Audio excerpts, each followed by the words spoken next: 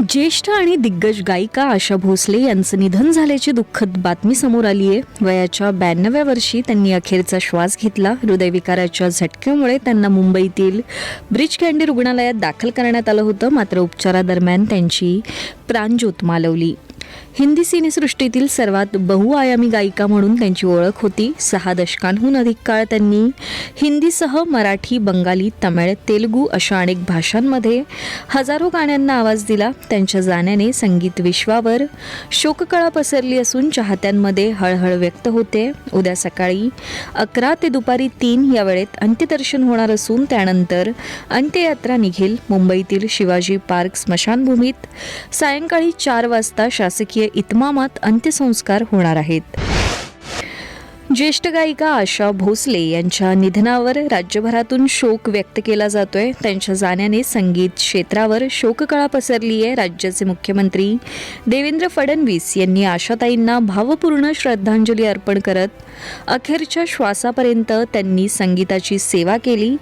त्यांचा उत्साह आणि जिंदादिल व्यक्तिमत्व प्रेरणादायी होतं असं म्हटलंय. तर उपमुख्यमंत्री सुनेत्रा पवारांनी सुरांची सम्राज्ञी काळाच्या पडद्याआड गेली अशा शब्दात श्रद्धांजली वाहिली.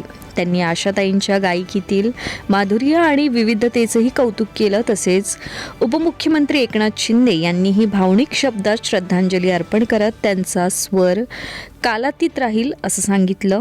आशाताईंच्या निधनाने भारतीय संगीत विश्वाला मोठा धक्का बसलाय.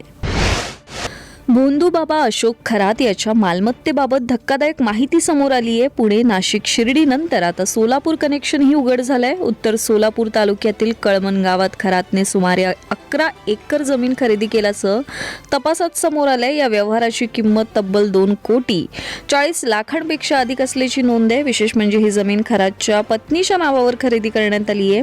या भागातून प्रस्तावित शक्तीपीठ महामार्ग जाणार असल्याची माहिती मिळाल्यानंतरच ही खरेदी झाल्याची शक्यता वर्तवली जाते. स्थानिक बाजारभावापेक्षा तब्बल 3 पट जास्त दराने जमीन खरेदी केल्यामुळे या व्यवहारावर संशय व्यक्त केला जातोय. या प्रकरणामुळे तपास यंत्रणांचे लक्ष आणखी वेधले गेले. मुंबई पुणेकरांचे वंदे भारत स्लीपर एक्सप्रेस ट्रेनमधून प्रवास करण्याचे स्वप्न आता लवकरच साकार होणार आहे. केंद्रीय रेल्वे मंत्रालयाकडून पहिली वंदे भारत स्लीपर ट्रेन सुरू करण्यास हिरवा कंदील मिळालाय. अश्विनी वैष्णव यांनी मुंबई ते बेंगळुरू दरम्यान ही सेवा सुरू होणार असल्याची घोषणा केली आहे. ही ट्रेन छत्रपती शिवाजी महाराज टर्मिनस ते KSR बेंगळुरू दरम्यान धावणार आहे. सध्या 22 ते 23 तास लागणारा प्रवास आता सुमारे 16 तासात पूर्ण होण्याची शक्यता आहे. 16 डब्यांची ही ट्रेन ताशी 180 किलोमीटर वेगाने धावू शकते आणि सुमारे 823 प्रवासी एका वेळी प्रवास करू शकतील.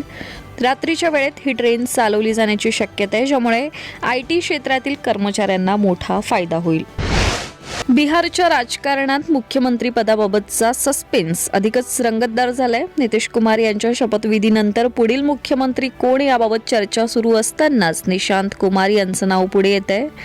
जनता दलच्या समर्थकांनी पाटण्यात निशांत कुमार यांना मुख्यमंत्री बनवण्याची मागणी करत पोस्टर्स आणि होर्डिंग्स लावलेत. बिहारला बुलडोजर नाही तर तुमची सावली हवी असा भावनिक संदेशही या पोस्टर्सवर देण्यात आलाय. मिशन डेव्हलप्ड बिहार 2040 पूर्ण करण्यासाठी निशांत कुमारच योग्य असा दावा कार्यकर्त्यांकडून केला जातोय. या पोस्टर्समुळे बिहारमधील राजकीय हालचालींना वेग आला असून मुख्यमंत्री पदाची चर्चा अधिकच तापली आहे.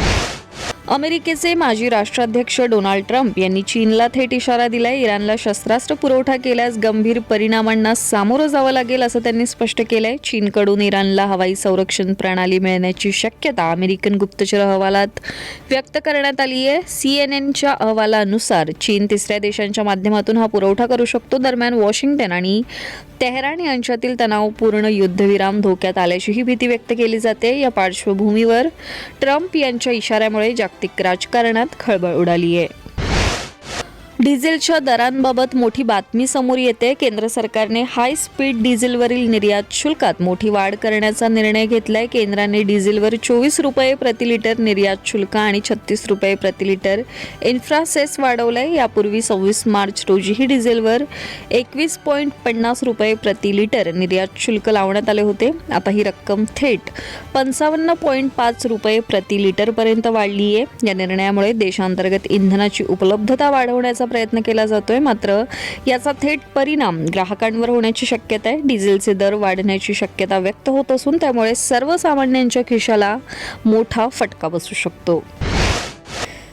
भारतीय बाजारात महिंद्राने आपल्या लोकप्रिय SUV महिंद्रा थार ROXXचं स्टार एडिशन लॉन्च केलंय. या नवीन व्हेरियंटची सुरुवातीची एक्स शोरूम किंमत 16.85 लाख आहे. या एडिशनमध्ये प्रीमियम लुकसाठी piano black grille, alloy wheels आणि ऑल ब्लॅक लेदरेट इंटिरियर देण्यात आलंय. तसेच व्हेंटिलेटेड सीट्समुळे ड्रायव्हिंग अधिक आरामदायी होतं.